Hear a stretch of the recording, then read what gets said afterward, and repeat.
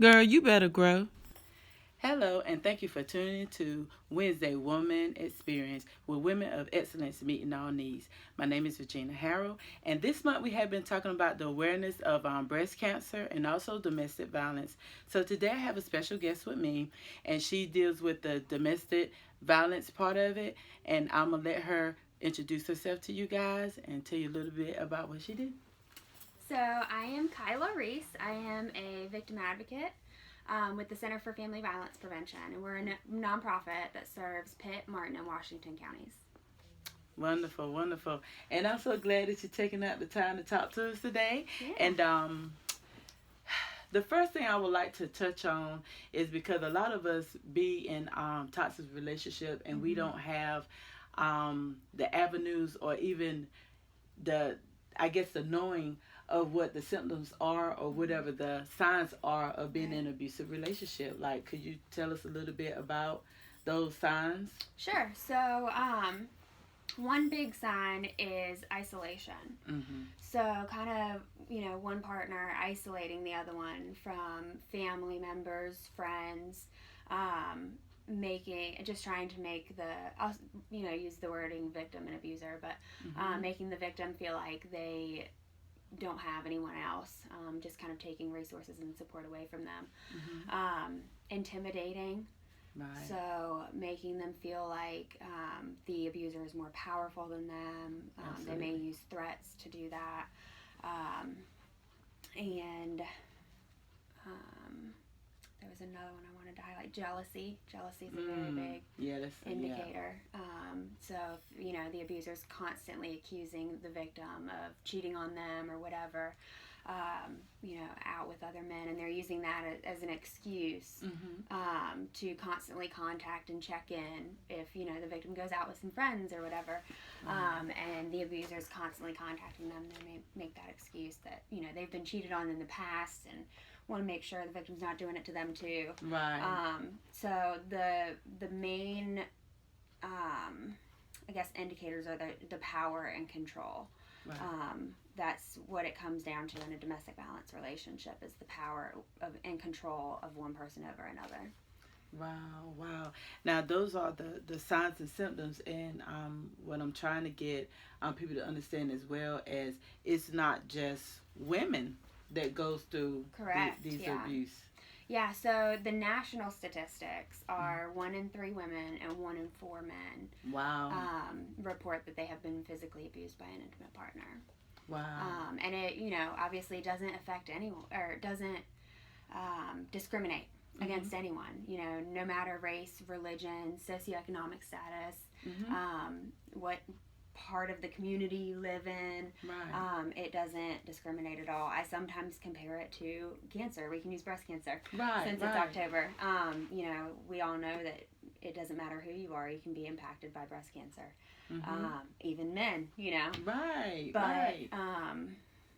I think a lot of people don't realize that I think we have like a stigma that's associated with domestic violence, which is not at all accurate. So.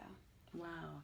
Now, I was curious about what they call these situations, but when a child actually attacks a parent, is that considered domestic violence as well? Actually, yes. I'm glad you asked. So, North Carolina law identifies more than just intimate partner relationships as domestic violence. Wow. So, it can be current or former boyfriend, girlfriend, current or former spouse, parent-child relationships, grandparent-grandchild relationships. Wow.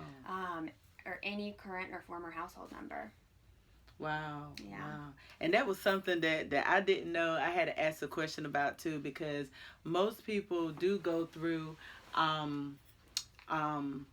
domestic violence with their children. Right. So they highlight child abuse, but they never highlight the parent abuse. Right. And, that's something that was very important to put out there, let them know, that is, part of domestic violence. So if you ever, I guess went through that, you can actually say, I was a victim of that.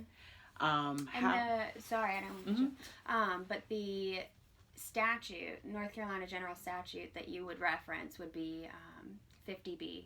It's NCGS 50B. And that's where you find the definition of what North Carolina defines as domestic violence. And what kind of acts, qualify as domestic violence, and what, if you were to file a protective order, kind of what relief would fall under that. So. Oh, wow. Now what, I would say, like, what tip or what advice would you give a person who's experiencing that right now, and they're scared and don't know how to reach out to people? Like, what would be some words you would tell them to come from a victim to a victor? I love that. So I will start off by saying all of our services are confidential. We're not allowed to talk to anybody else about your case. Right. Unless you allow us to. The only things we're mandated to report are child abuse, elder abuse, or if you tell us you're a threat to yourself or someone else. But other than that, everything's confidential. So, don't be afraid to reach out for help, because we can help kind of safety plan. If you are planning to leave an abusive relationship, we can kind of help you safety plan and work through what that would look like. Right. So you could reach out to us. We have a 24-hour crisis line. Okay. That people can call 24 hours a day. Okay. And an advocate would be able to talk to you. Okay. So. Okay. And one last thing I would like to touch on before we close out, the My Sister's Closet. Could you tell them a little more about that? Do you know anything about My Sister's Closet? Right. So My Sister's Closet is actually one of our stores. So we have a whole range of services that I'll kind of highlight on real quick, and then I'll get to the stores. So we offer advocacy, like court advocacy, help with filing restraining orders or domestic violence protective orders, counseling, a safe house, right? Our safe house shelter. We also have our family center that does supervised visits and exchanges for parents who can't get along. There's a safe place to exchange the children. Okay. We have adult and children's counseling. But we have our stores as a resource as well. So it's My Sister's Closet and My Sister's Attic. All of the clothing is donated to My Sister's Closet, and we resell the clothing. So it's a fancier version of a thrift store, I guess. It's kind of boutique-y. So there's really nice stuff in there. And then actually we can also use it as a resource for victims who come in who literally had to leave with only the shirt on their backs. Wow. Or don't have, maybe they haven't had a job in a while and need some good clothes for an interview or something like that. We can actually write them a voucher to go over there and get some clothing for themselves. Wow. So it's a really nice resource to have. And the same kind of idea with the attic. They just have like home furnishings and decor.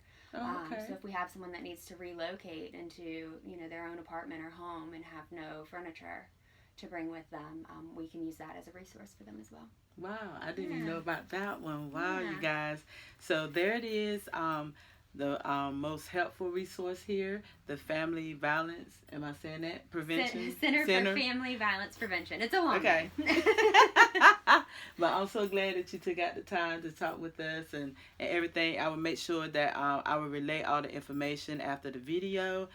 Thank you guys for watching. And us queens, we don't tilt the crowns, we fix them. Until next time, love you guys. Bye.